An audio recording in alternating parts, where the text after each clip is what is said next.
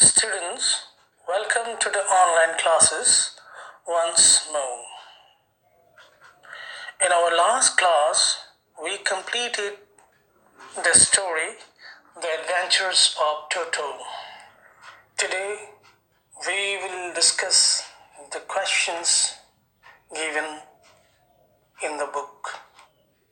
The first question is, how does Toto come to grandfather's private zoo?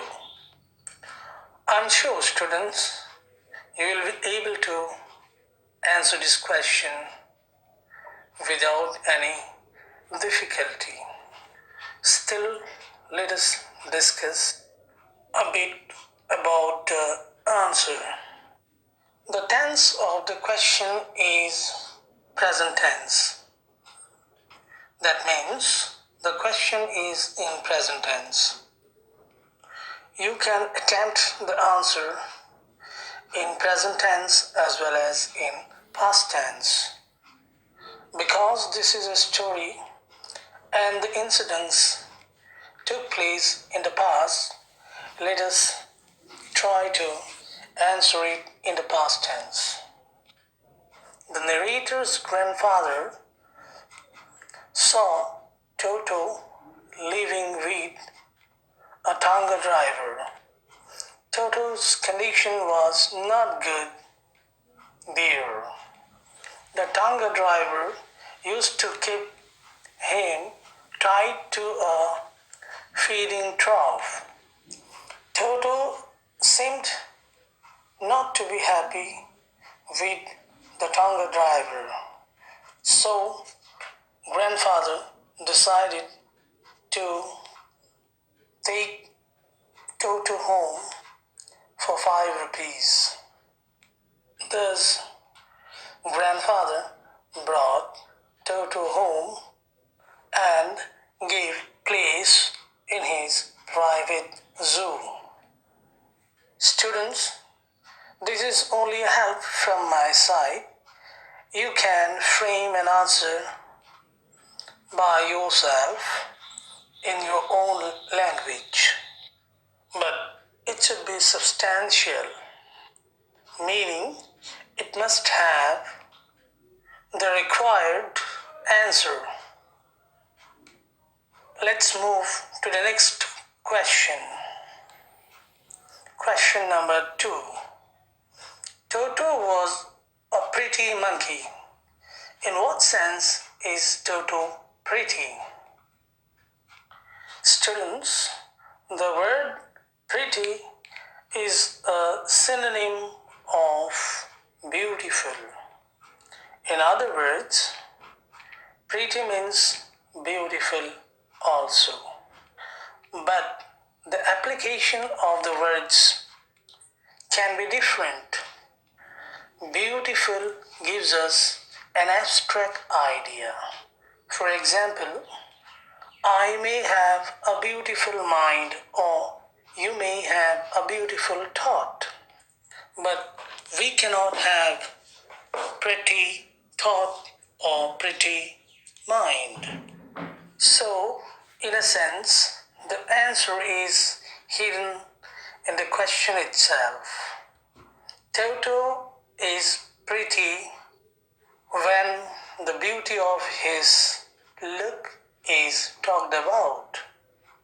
Students, here you have to write about the appearance of Toto, about his bright eyes, eyebrows, fingers, etc. I suppose you can write the answer now. Let me help you a bit out here. Toto, according to the narrator, had a beautiful look. His eyes were bright, his teeth were pearly white, his fingers were quick, and he often used to smile at strangers. However, people feared his smile. So, in this way, you can write the answer. Let's move to the next question. Why does grandfather take Toto to Saharanpur and how? Students, do you remember what Toto did when he was fastened to the peg on the narrator's bedroom wall? So, you have to refer to that incident in this question. Grandfather got to know that Toto was a mischievous monkey. He released himself from the peg to which he was tied securely. He tore the narrator's school blazer into pieces. He removed some ornamental papers put on the wall to cover up bricks and plaster. Moreover, Toto did not allow any of the pet animals to sleep at night properly when he was transferred to a bigger cage. So, grandfather decided to take Toto with him while going to Saharanpur the next day. But it was not an easy task. So grandfather put Toto into a black canvas kit bag with some straw at the bottom. The bag was tightly closed and there was no escape for Toto. He could only roll or jump inside the bag. Only in one occasion, Toto managed to take his head out of the bag before the ticket collector, for which grandfather had to pay his fare as well. In this way, Toto was taken to Saharanpur by grandfather. Students, I have been reading very slowly so that you understand each and every word. Try to take up the idea and frame answers of your own. There is a second part of this question. It is, why does the ticket collector insist on calling Toto a dog? The ticket collector knew well that a passenger could be asked to pay the fare for a dog and not for other animals being carried along with. He was a greedy person, and so he kept on insisting that Toto was a dog and not a monkey. Let's move to the next question. How does Toto take a bath? Where has he learned to do this? How does Toto almost boil himself alive? Students, there are three parts in this question. You will have to deal with each part separately, so you will have three paragraphs for the three parts. Students, so let us discuss the answers separately.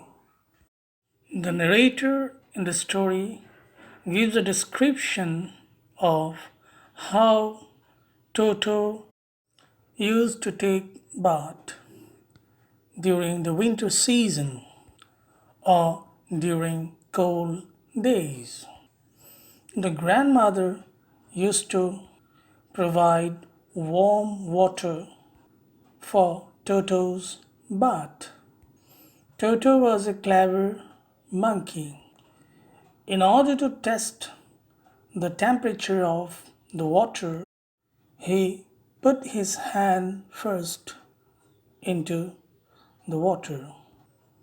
Then, if it is a comfortable temperature, he used to put one of his feet into it.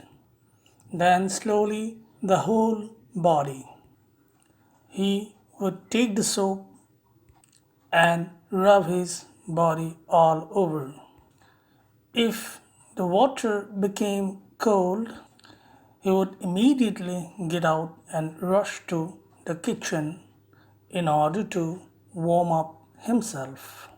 This is how Toto took his bath. Second part. Toto was a good imitator.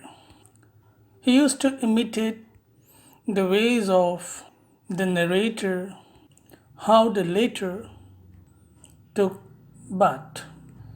He watched very carefully and picked up the styles of the narrator's bathing style.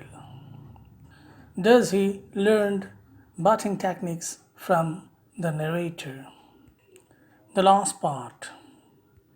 A very fearful incident took place one day. A large kitchen kettle had been left on the fire to boil for tea. Unfortunately, Toto arrived there. He felt the water and found that it was warm. Thinking it as the bathtub, he got into it, removing the lid of the kettle. His head stuck out from the open kettle. It was cold outside, so he didn't want to come out. As the water started boiling, he started hopping, that means jumping, up and down. He was lucky enough that grandmother arrived at the scene and she immediately hauled him out, that means hit him out of the hot kettle. This is how Toto almost boiled him up himself alive. The next question. This is the last question given in your book. Why does the author say Toto was not the sort of pet we could keep for long? Students, you will find the answer of this question towards the end of the story. Grandfather tried his best to keep Toto at home, but Toto was a mischievous monkey. From the day one, his activities disturbed others a lot. He disturbed other pet animals in their sleep. He brought destruction to many things. Some fearful incidents took place. Two major incidents that Toto was responsible for compelled grandfather to decide to return Toto to the Tonga driver. One when Toto was about to boil himself alive, and the other the dining table incident. Students, you can write a bit about these two incidents in the answer. The narrator justified Toto's departure, saying that they were not well-to-do family. They could not afford the frequent loss of dishes, clothes, curtains, and wallpaper. So Toto was released forever to live with its original master, the Tanga driver. Students, we have come to the end of the questions given in your book. Still, there is a question related to speaking skill. I'm reading it out here. Do you have a pet? Is your pet mischievous? Tell the class about it. Students, instead of telling, you can write also about it. If you have a pet, you can write about it.